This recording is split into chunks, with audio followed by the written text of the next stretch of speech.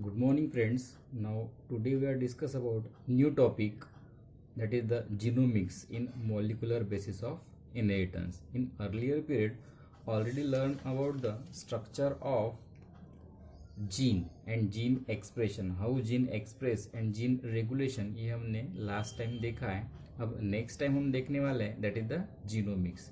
That genomics is nothing but the genome. What is genome?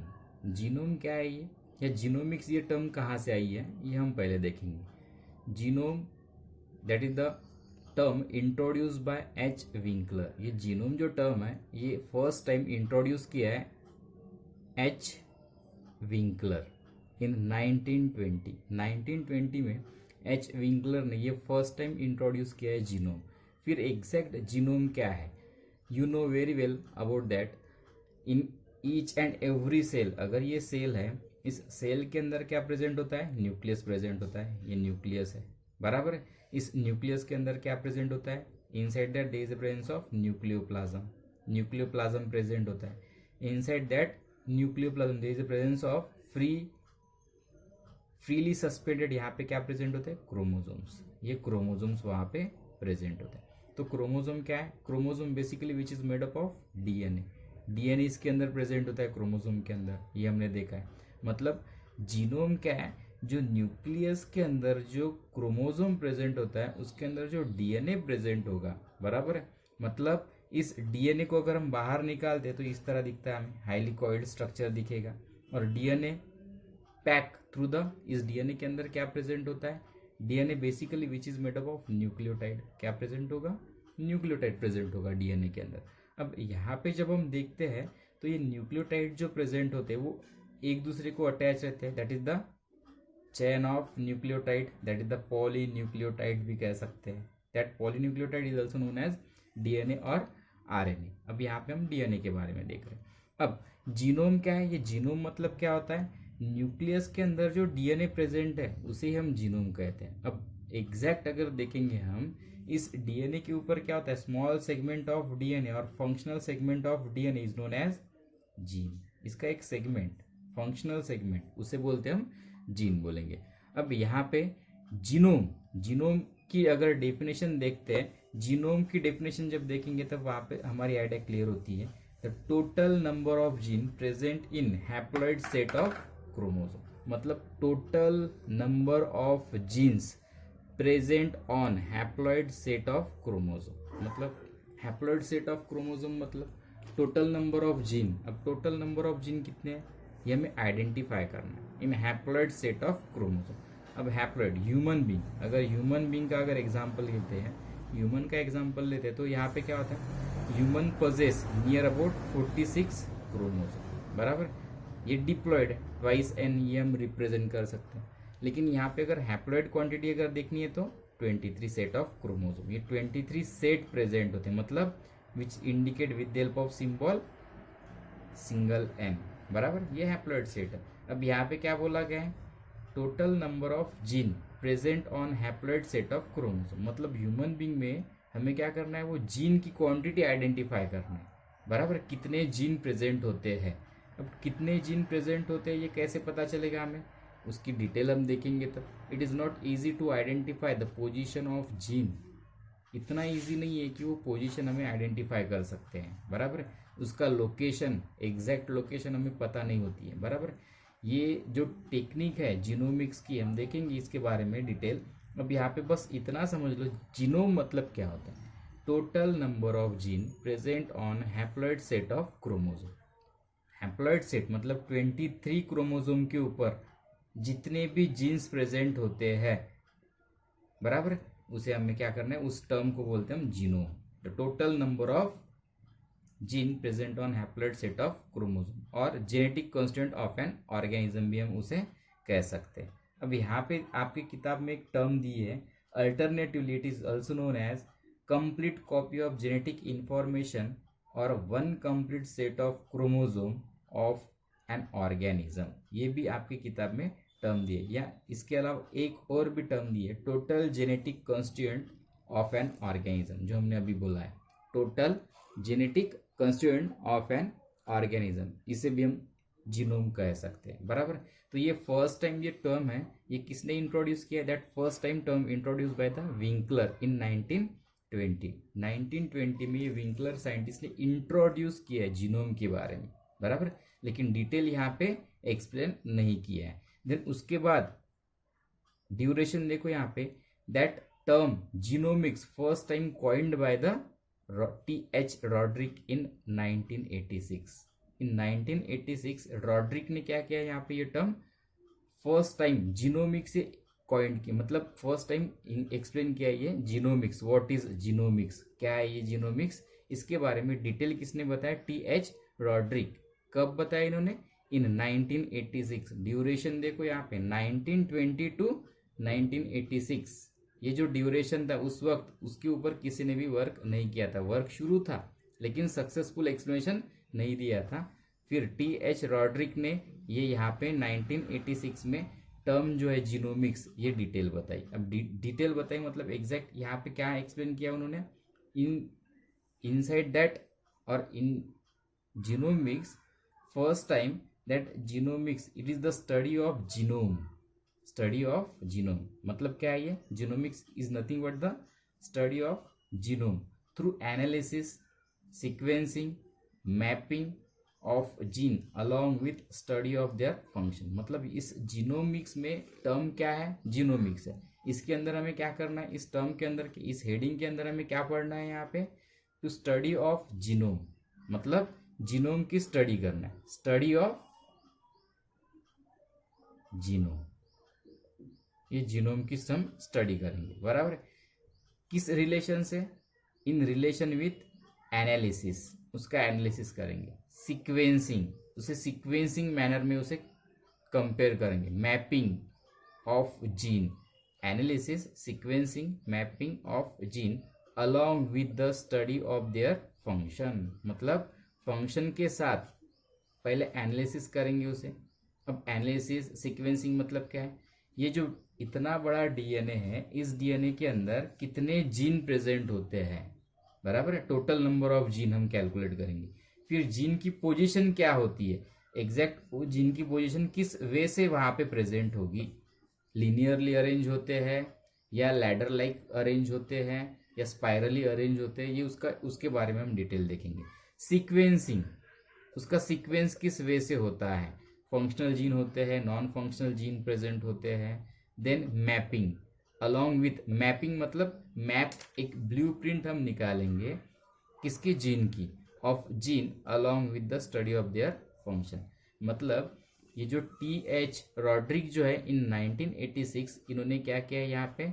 Gene के genome के बारे में स्टडी किया। किसके रिलेशन से? Analysis, sequencing, mapping along with the study of their function. Gene के function और स्टडी यहाँ पे की। अब यहाँ पे जब ये पार्ट एक्सप्लेन किया है उन्होंने, तब एक फोकस किया, किसके ऊपर फोकस किया? सीक्वेंसिंग के ऊपर फोकस किया। अब सीक्वेंसिंग, ये ह्यूमन का डीएनए का स्ट्रक्चर ऑब्जर्व किया उन्होंने। क्या किया यहाँ पे? ह्यूमन बीइंग का डीएनए का स्ट्रक्चर ऑब्जर्व किया कंप्लीट। मतलब ये ह्यूमन जीनोम प्रोजेक्ट जो है ये किसके बारे में है? To identify the function and structure of each and every gene of human being. Human being का जो जीन है उसका स्ट्रक्चर, फंक्शन ये आइडेंटिफाई करने के लिए किया। अब इन्होंने क्या किया? ये ह्यूमन बीइंग का जीन तो आइडेंटिफाई करेंगे, लेकिन along with that side by side उन्होंने क्या किया यहाँ पे? अदर जो लिविंग ऑर्गेनिज्म है, फॉर एग्जाम्पल ईस्ट, एक ईस्ट है, देन ड्रोसोफिला, देन माउस, बराबर।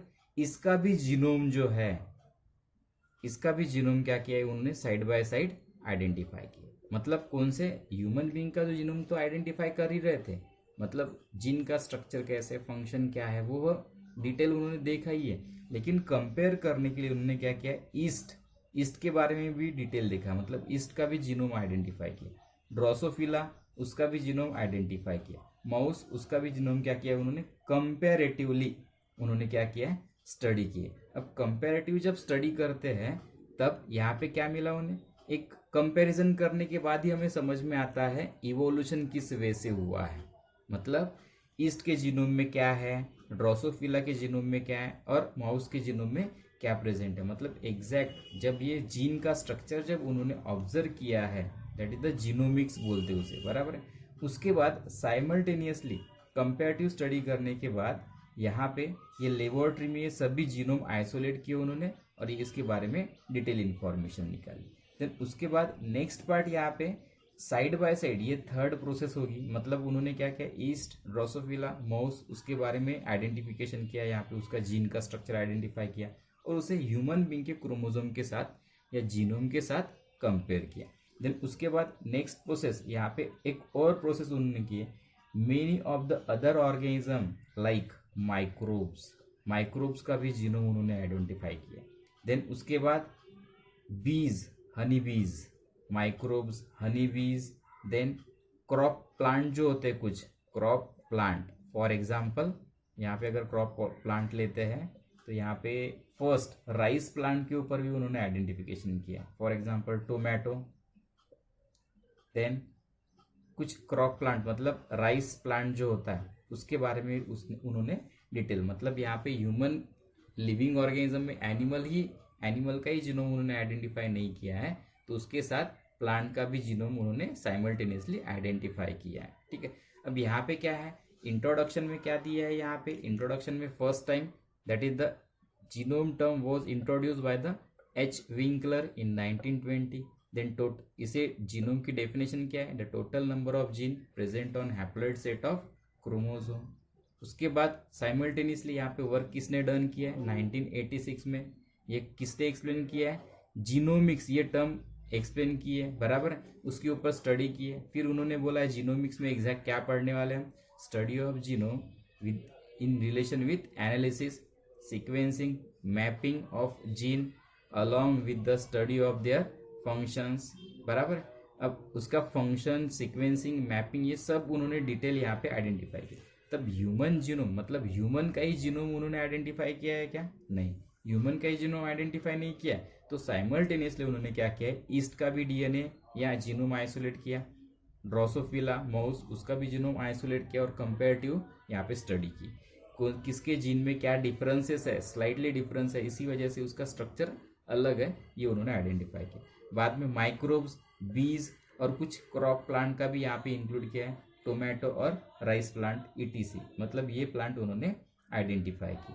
अब जीनोमिक्स स्टडी में be classified into two types, यहाँ पे दो टाइप्स में उन्होंने डिवाइड किया। अब जीनोमिक्स की स्टडी जो है दो टाइप में डिवाइड किया। फर्स्ट वन इज स्ट्रक्चरल, क्या है यहाँ पे, स्ट्रक्चरल। अब स्ट्रक्चरल जीनोम मतलब it involve mapping, sequencing and analysis of genome. यहाँ पे क्या किया है, मैपिंग जो हमने देखा है यहाँ पे, मैपिंग, सीक्वेंसिंग एंड एनालिसिस। मतलब यहाँ पे फर्स्ट टर्म इंक्लूड है mapping, then second sequencing, mapping, sequencing and third one that is the analysis. इसके ऊपर फोकस किया, मतलब स्ट्रक्चर जो है उस जीनोम का स्ट्रक्चर आइडेंटिफाई किया उन्होंने पहले। अब स्ट्रक्चर में क्या आता है यहाँ पे, first that is the mapping, sequencing, analysis, ये तीनों टर्म वहां पे इंक्लूड होती है। देन उसके बाद सेकेंड जो पार्ट है यहाँ पे, सेकेंड पार्ट है on the base of function, functional genome, functional genomics. यहाँ पे फंक्शनल जीनोमिक्स में क्या आता है यहाँ पे, उसका function, it deals with the study of function of all gene sequence and their expression in organism. मतलब यहाँ पे जीन का फंक्शन एंड एक्सप्रेशन, एक्सप्रेस कैसे होता है, एक्सप्रेशन मतलब उसका एग्जैक्ट फंक्शन क्या है। मतलब यहाँ पे ओवरऑल जो जीन का स्ट्रक्चर है उन्होंने क्या किया, जीन को आइडेंटिफाई किया, आइसोलेट किया, आइसोलेट करने की जगह यहाँ पे उसका फंक्शन जो है उसके सीक्वेंसिंग, मैपिंग, सीक्वेंसिंग और एनालिसिस, ये फर्स्ट स्ट्रक्चर में। और फंक्शन मतलब ये जीन, फॉर एग्जांपल हमारे ह्यूमन लिविंग ऑर्गेनिज्म में या किसी भी लिविंग ऑर्गेनिज्म में या ह्यूमन बींग में अगर हम देखते हैं तो यहाँ पे क्या दिखता है, colour of skin, skin, skin का कलर बराबर ये वैरी होता है बराबर, कोई फेयर होता है तो कोई डार्क कलर होता है। वो किसके ऊपर डिपेंड है? Melanin pigment. किसके ऊपर? मेलानिन जो पिगमेंट है उसके ऊपर ये डिपेंड होता है बराबर। अब ये मेलानिन पिगमेंट कंट्रोल करने के लिए एक जीन होगा बराबर। वो जीन कैसे रेगुलेट करता है वो एक्टिविटी, ये डिटेल बारे में, इसके डिटेल बारे में किसने आइडेंटिफाई किया इस प्रोजेक्ट में, यहाँ पे जीनोमिक्स में हमें पढ़ना है। अब जीनोमिक्स की एप्लीकेशन क्या है, डिफरेंट एप्लीकेशन यहाँ पे हमें देखना है। अब एप्लीकेशन क्या है जीनोमिक्स की? जब जीनोमिक्स ये टर्म पढ़ रहे हैं तो उसके बारे में हमें डिटेल पता होना चाहिए कि हम ये क्यों पढ़ रहे हैं, उसके फीचर्स क्या है, उसके फंक्शंस क्या है, ये हमें देखना होगा। अब यहाँ पे जीनोमिक्स जब हम देखते हैं उसका पर्पस क्या है ये हम देखेंगे। देखो यहाँ पे जब इसका पर्पस देखते हैं तब हमारी आइडिया क्लियर होती है। एडिशनल और एप्लीकेशन ऑफ दैट जीनोमिक्स और function of genomics. Structural and functional genomics is used for different purpose in the improvement of crop plant. मतलब इम्प्रूवमेंट फर्स्ट जो है वो कौन सी एप्लीकेशन इसकी? इम्प्रूवमेंट। एप्लीकेशन कौन सी है? Improvement in crop plant. अब देखो यहाँ पे क्रॉप प्लांट में इम्प्रूवमेंट कैसे होगी, ये फर्स्ट एप्लीकेशन है। अब फर्स्ट एप्लीकेशन कौन सी है? क्रॉप प्लांट में इम्प्रूवमेंट। अब क्रॉप प्लांट में इम्प्रूवमेंट कैसे करना है? अब फॉर एग्जांपल दो प्लांट, कौन से प्लांट है? दो प्लांट। एक इकोनॉमिकली इंपॉर्टेंट प्लांट है, कौन सा? राइस। कौन सा है? Rice plant. और जो इकोनॉमिकली इंपॉर्टेंट नहीं है, फॉर एग्जांपल पार्थेनियम। कौन सा प्लांट है ये? पार्थेनियम। ये राइस प्लांट है और ये प्लांट पार्थेनियम प्लांट है बराबर। यहाँ पे जब ये राइस प्लांट इंपॉर्टेंट है, इकोनॉमिकली इंपॉर्टेंट है, पार्थेनियम मतलब कांग्रेस ग्रास भी कहते हैं या गाजर गवत भी कहते हैं, गाजर गवत भी इसे कहते हैं, ठीक है। जो हमारे खेत में जो दिखता है, फील्ड में हर जगह दिखता है, जहाँ पे नहीं चाहिए वो वहाँ पे ग्रो होता है बराबर। तो ये पार्थेनियम क्या इकोनॉमिकली इंपॉर्टेंट नहीं है, हार्मफुल प्लांट है बराबर। हमारे हेल्दी प्लांट के साथ अगर ये प्रेजेंट होता है, क्रॉप फील्ड में अगर प्रेजेंट होता है ये, तो क्या करता है? ये न्यूट्रिशन खुद खाता है। लेकिन इसमें एक इम्पॉर्टेंट फीचर है, कौन सा? ये कहीं पे भी ग्रो होता है, मतलब it is disease resistant variety. ये क्या है? डिसीज रेजिस्टेंट वेराइटी है। क्लाइमेटिक कंडीशन चेंज होगी, वेदर कंडीशन अगर चेंज होगी तो भी इस प्लांट के ऊपर इफेक्ट नहीं होता है। मतलब इसमें क्या है? इसके जीन में, ये पार्थेनियम प्लांट के जीन में कौन सी कैपेसिटी है? डिसीज रेजिस्टेंट कैपेसिटी है। किसी भी वेदर में ये क्या होता है? इजीली ग्रो होता है, मतलब खुद के बॉडी के ऊपर अफेक्ट नहीं हो देता। तो ये यहाँ से हम क्या करते हैं, लेकिन ये राइस प्लांट अगर देखते तो वेदर चेंज हो गया तो क्या होगा? इसे अगर कम वाटर मिलेगा तो क्या होगा? इसकी ग्रोथ नहीं होगी प्रॉपर बराबर। टेम्परेचर में अगर क्लाइमेटिक कंडीशन अगर चेंज होगी तो क्या होगा? ये राइस प्लांट प्रॉपर वे से ग्रो नहीं होता, उसकी डेवलपमेंट प्रॉपर वे से नहीं होगी, और हमें क्रॉप जो है उस क्रॉप में, मतलब राइस फील्ड में से हमें प्रॉपर वे से यहाँ पे प्लांट की क्वांटिटी नहीं मिलेगी, सीड्स हमें वहाँ पे प्रॉपर वे से नहीं मिलेगी। इसीलिए हम क्या करते हैं, यहाँ पे डिसीज रेजिस्टेंट वेराइटी नहीं है राइस की, तो डिसीज रेजिस्टेंट जीन कहाँ पे है? पार्थेनियम प्लांट पे। वो हम आइडेंटिफाई करते, उसे आइसोलेट करते और इस राइस प्लांट में क्या करते हैं? इंट्रोड्यूस करते। मतलब क्रॉप इम्प्रूवमेंट वेराइटी है या हाइब्रिड वेराइटी फॉर्मेशन के लिए हम यूज करते हैं। That is the improvement in crop. Crop में इम्प्रूवमेंट हम कर सकते हैं इस वे से। देन सेकेंड यहाँ पे एक प्रॉपर्टी दी है या एप्लीकेशन दी है, that is the human health. मतलब ह्यूमन हेल्थ के बारे में क्या होगा? अब टेक्नोलॉजी डेवलप हुई है देखो इंडिया में बराबर। अब ह्यूमन हेल्थ का और इसका रिलेशन क्या है देखेंगे। अब ह्यूमन हेल्थ को, ये जो एप्लीकेशन है जीनोमिक्स, हम जीनोमिक्स से क्या कर रहे हैं? हमारे बॉडी के अंदर जो जीनोम है, उस जीनोम के अंदर जो जीन है, अलग अलग जीन है, ये डीएनए है, तो उसका डीएनए का क्या होता है? इसका सेगमेंट, ये segment that is the functional segment of DNA is known as gene. ये जीन के बारे में डिटेल हम देखने वाले, मतलब ये जीन जो है इसका स्ट्रक्चर कैसा है, फंक्शन क्या है, ये हम आइडेंटिफाई करने जीन का फंक्शन। अब हमारे बॉडी में जितने भी जीन होंगे उसका फंक्शन आइडेंटिफाई करेंगे। और जीन क्या करता है? Gene which responsible for the to control ये क्या करेगा, to control each and every activity. मतलब हमारे बॉडी के कैरेक्टर कौन कंट्रोल करता है, जीन। अगर ये जीन अगर हमारे बॉडी के कैरेक्टर कंट्रोल करता है तो हमने क्या किया है यहाँ पे जीनोमिक्स में, हर जीन का स्ट्रक्चर फंक्शन, तो वो जीन हम निकाल कर रख सकते हैं। जो डिफेक्टिव जीन है वो आइसोलेट, मतलब उसे आइसोलेशन प्रोसेस मतलब आइसोलेट कर सकते हैं, बराबर है, निकाल सकते हैं with the help of that property. मतलब हमें ये ह्यूमन हेल्थ के बारे में काफ़ी इंप्रूवमेंट होगी जब अगर जीनोम अगर स्ट्रक्चर अगर हमें पता रहता है तो। देन उसके बाद next that is the life stock. Life stock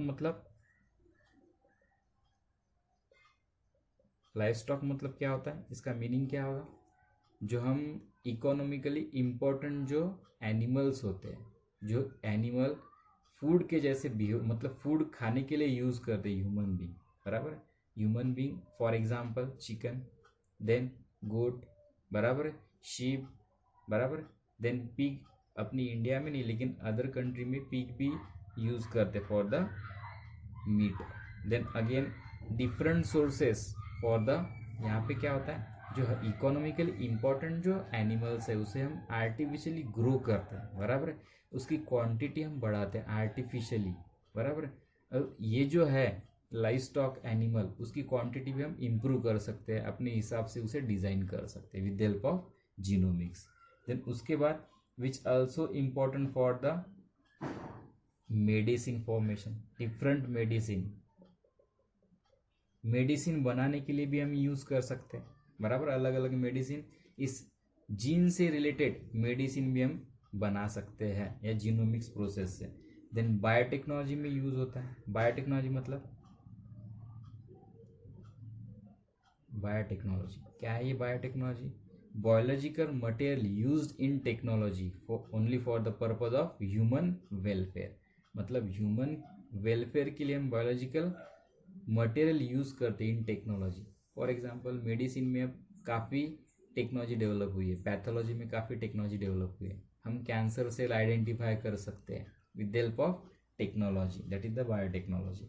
then उसके बाद नेक्स्ट पार्ट यहाँ पे जेनेटिक डिसऑर्डर जो है, फॉर एग्जांपल जेनेटिक डिसऑर्डर, किसी के घर में अगर शुगर के पेशेंट हैं, वो हेरिडिटी अगर जेनेटिक डिसऑर्डर है तो हम क्या कर सकते हैं, वो जीन डिफेक्टिव जीन जो शुगर फॉर्म इंसुलिन फॉर्मेशन के लिए जो रिस्पॉन्सिबल जीन है, अगर प्रॉपर वे से वर्क नहीं कर रहा तो हम डिफेक्टिव जीन आइसोलेट कर सकते हैं, निकाल कर रख सकते हैं with the help of gene therapy process. कौन सी, जीन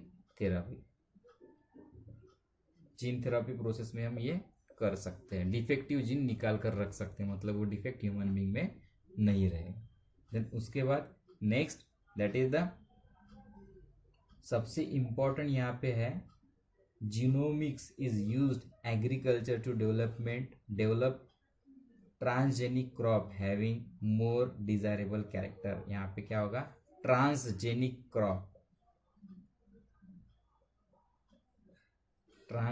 क्रॉप फॉर्म कर सकते हैं। ट्रांसजेनिक क्रॉप मतलब यहाँ पे क्या होगा, अभी मैंने बताया ट्रांसजेनिक क्रॉप्स यहाँ पे हम फॉर्म कर सकते हैं। अब ट्रांसजेनिक क्रॉप्स कैसे फॉर्म करेंगे, ये अभी जो बताया क्रॉप इम्प्रूवमेंट वेराइटी, इसी में आता है ये ट्रांसजेनिक प्लांट। मतलब हमने जो बोला है राइस प्लांट का एक एग्जाम्पल दिया था, और second parthenium that is the Congress grass, और गाजर गवत भी कहते हैं उसे, बराबर।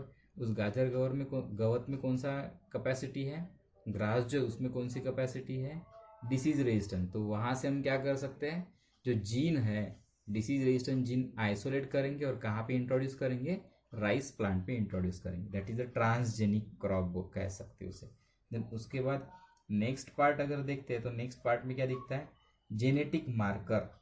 अब यहाँ पे genetic marker develop in genomics have application in forensic analysis. यहाँ पे फॉरेंसिक एनालिसिस में,